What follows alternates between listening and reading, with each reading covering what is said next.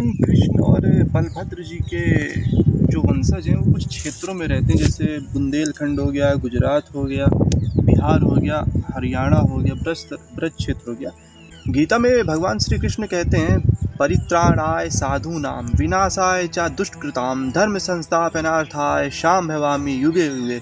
अर्थात सज्जनों की रक्षा के लिए और दुर्जनों का अंत करने के लिए मैं हर युग में अवतार ग्रहण करता हूँ।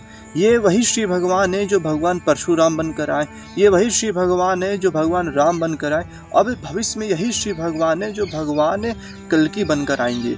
भगवान श्री कृष्ण का जो अवतरण है वो चंद्रवंश में हुआ था। इसी चंद्रवंश के अंतर्गत यदुवंश आता है और इस यदुवंश में कई शाखाएं हैं, जैसे वृषणी वंश हो गया, हय हो गया, भोज हो गया, मधु हो गया, कई शाखाएं हैं।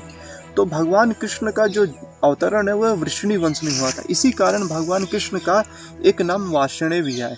तो भगवान कृष्ण और भगवान बलभद्र के जो भी पुत्र आदि हैं, जैसे भगवान कृष्ण के जो पुत्र हैं सांब हो गए, प्रद्युम्न हो गए, पौत्र हो गए, अनिरुद्ध हो गए और अन्य हो गए, ये सभी वृषणी वंशी यादव हैं। लीला पुरुषोत्तम भगवान श्री कृष्ण के बारे में बहुत ही अफवाह फैलाई जाती है। खास तौर में जो उनकी वस्त्र हरण की लीला थी उसको माध्यम बनाकर धर्मद्रोही और उनके ही प्रभाव में आकर तथाकथित हिंदू भी भगवान श्री कृष्ण में प्रश्न चिन्ह उठाते हैं। बलभद्र जी को तो मुरारी जैसे कथाकारों ने तो शराबी घोषित कर दिया है। मार्गशीर्ष का महीना चल रहा था। ब्रज की गोपियां भगवान श्री कृष्ण को प्राप्त करने के लिए माता कात्यायनी का व्रत कर रही थीं। व्रज की गोपियों में भगवान श्री कृष्ण के प्रति कोई दैहिक भाव नहीं था। जो भाव एक भक्त का भगवान के प्रति होता, वही भाव व्रज की गोपियों का भगवान श्री कृष्ण के प्रति था। नित्य की तरह गोपियां यमुना नदी में स्नान कर रही थी और भगवान का भजन कर रही थी, पर भगवान को प्राप्त करने की साधना मार्ग में गोपियों से एक त्रुटि हो जाती है, और वह यह है कि वह नग्न अवस्था में स्नान करती हैं। नग्न इस अवस्था में स्नान करना शास्त्रों में वर्जित है। अब भक्त के द्वारा संपन्न हुई इस त्रुटि का भगवान के द्वारा मार्जन करना अति आवश्यक था। तो जब भगवान श्री कृष्ण गोपियों का वस्त्र लेकर कदम के वृक्ष में बैठ जाते हैं, तब गोपियां भगवान से वस्त्र लौटाने को कहती हैं। तो भगवान श्री कृष्ण उनसे कहते हैं कि स्वयं आकर ले लो। स्त्रियों में दो प्रकार की अवस्थाएं होती हैं। जो प्रथम अवस्था है उसे हम लोग कहते हैं नग्निका अवस्था। जो अबोध बालिकाएं होती हैं, जिनकी उम्र 5 वर्ष, 6 वर्ष, 7 वर्ष, 4 वर्ष रहती हैं, उनमें वस्त्र मर्यादा की इतना ज्ञान नहीं रहता। हम भी कई बार अपने घरों में देखते हैं कि जो कम उम्र की बच्चियां होती हैं वह कई बार बिना वस्त्र के ही अपने घरों में खेलती हैं। और वहीं जो द्वितीय अवस्था होती है उसे कहते हैं अग्निका अवस्था। इस अवस्था में स्त्रियों को पर्दा का ज्ञान रहता है।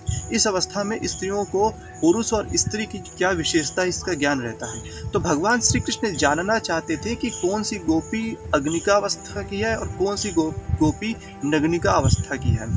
भगवान श्री कृष्ण की तुलना हम मनुष्य अपने से करते हैं। भगवान श्री कृष्ण परम ब्रह्मा परमात्मा है, परमेश्वर है, सभी जीव उनके ही अंश हैं। भगवान श्री कृष्ण को सब कुछ पता है, पर भगवान श्री कृष्ण यह जानना चाहते थे कि कौन सी गोपी अग्निकावस्था की और कौन सी गोपी नग्निकावस्था की है। जानने का उद्देश्य यही था कि अगर कोई गोपी अग्निकावस्था की है, उसे अगर पर्दा मर्यादा का इत्यादि का उसे ज्ञान है, तो उसे इस प्रकार निर्वस्त्र होकर स्नान नहीं करना चाहिए था। कात्यायनी व्रत का शास्त्रीय विधान यह है कि इस व्रत को अबोध बालिकाएं कहती हैं। इसी कारण इन अबोध बालिकाओं को दारिका और कुमारिका कहकर स्मरण किया जाता है।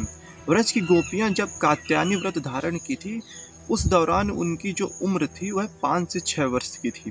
भगवान श्री कृष्ण ने गोपियों से कहा कि तुम लोग व्रत धारण करके नग्न स्नान कर रहे थे, अतः तुम लोग वरुण देव से क्षमा मांगो। भगवान के द्वारा नग्न स्नान का निषेध करना इसलिए आवश्यक था क्योंकि ऐसी अवस्था का कोई कुमारगामी लाभ भी उठा सकता है। यह शास्त्र विरुद्ध परंपरा है। इस परंपरा के कारण समाज में पशुता आ सकती थी, अतः भगवान ने इस परंपरा का निषेध किया। आज के भोग प्रधान परिवेश में नग्न स्नानों के लिए क्लब इत्यादि बने हैं और इन क्लबों का उद्देश्य है इंद्रियों की तृप्ति। पर भारतीय संस्कृति इस ओछी और नीच व्यापार के विरुद्ध है। भगवान श्री कृष्ण नहीं चाहते थे कि गोपियां शास्त्र विरुद्ध जाकर कोई कार्य करें, अतः भगवान कृष्ण ने इस अलौकिक ढंग से इसका निषेध किया। भगवान के जन्म और कर्म दोनों अतिदिव्य होते हैं। भगवान की लीला होती है मनुष्यों को ज्ञान प्रदान करने के लिए, पर आज की जो कलुषित मनोवृत्ति है मनुष्यों में, वह भगवान की इस अलौकिक लीला में भी चरित्रहीनता ढूंढ ली है होते हैं। भगवान की लीला होती है मनुष्यों को ज्ञान प्रदान करने के लिए, पर आज की जो कलुषित मनोवृत्ति है मनुष्यों में, वह भगवान की इस अलौकिक लीला में भी चरित्रहीनता ढूंढ ली है। वस्त्र हरण की लीला जब हुई थी तब भगवान श्री कृष्ण की उम्र थी 6 वर्ष 3 महीने। अगर हम लोग कुछ क्षण के लिए यह भी सोच लेते हैं कि कृष्ण जी भगवान न होकर सामान्य मनुष्य थे, फिर भी 6 वर्ष 3 महीने के बालक और इतने ही वर्ष की बालिकाओं में आपस में काम भाव होना, ऐसा हम लोग विचार करना बहुत बड़ा पाप है। और ऐसा विचार वही लोग करते हैं जो हर एक नारी में भोग दृष्टि रखते हैं। संकर्षण उपनिषद में बताया गया है कि बलभद्र जी शेषनाग जी के अवतार हैं। इसी उपनिषद में शेषनाग जी के अन्य अवतारों के बारे में बताया गया है, जैसे रामानुजाचार्य जी, लक्ष्मण जी और पतंजलि जी। देवताओं में एक गुण होता है, यह गुण से तात्पर्य अच्छाई अथवा बुराई से नहीं है, बल्कि सत्य, रज और तम से है। वैसे तो देवताओं में सर्व गुण रहते हैं, पर फिर भी उनमें एक विशेष गुण का प्रकाशन होता है। जैसे शिव जी में तमोगुण का प्रकाशन होता है, ब्रह्मा जी में रजोगुण का प्रकाशन होता है और विष्णु जी में सतोगुण का प्रकाशन होता है। जैसा गुण होता है वैसा ही इनका स्वरूप भी होता है। जैसे माता महाकाली में तमोगुण का प्रकाशन होता है, इसी कारण उनके स्वरूप में अस्थिमाला, रक्तपाल, कपाल इत्यादि मुरारी बापू जैसे कुछ तथाकथित कथाकार हैं जिन्होंने गुरु के सानिध्य में कभी शास्त्र अध्ययन किया नहीं, जिनके गुरु परंपरा कभी पता नहीं है, वह अफवाह फैलाएं कि बलराम जी शराबी थे, जबकि बलराम जी वारुणी को ग्रहण करते थे। यहाँ वारुणी के 3 अर्थ हैं। प्रथम तो यह है कि जो वारुणी थी वह बलभद्र जी की पत्नी थी। हरिवंश महापुराण में बताया भी गया है कि किस प्रकार देवी वारुणी भगवान बलभद्र को प्राप्त हुई थी। द्वितीय अर्थ यह है कि भगवान बलभद्र समाधि में स्थित होकर बिंदु रूपी वारुणी का पान करते थे। चक्र, नाद, बिंदु और समाधि यह योग के अंग है, तो भगवान बलभद्र इसी समाधि अवस्था में बिंदु रूपी वारुणी का पान करते थे। तीसरा अर्थ है वारुणी का पेय से। यह एक प्रकार की पेय होती है जिसमें ऋतु का और रोग का ख्याल रखा जाता है। तो इस पेय को ग्रहण करने के बाद, इस पेय का पान करने के बाद भगवान बलभद्र जी पर्वतों में चढ़ते थे, लंबी यात्राओं में जाते थे, युद्ध आदि कार्य करते थे। तो जो लौकिक थकान होती थी उसे यह वारुणी दूर करती थी।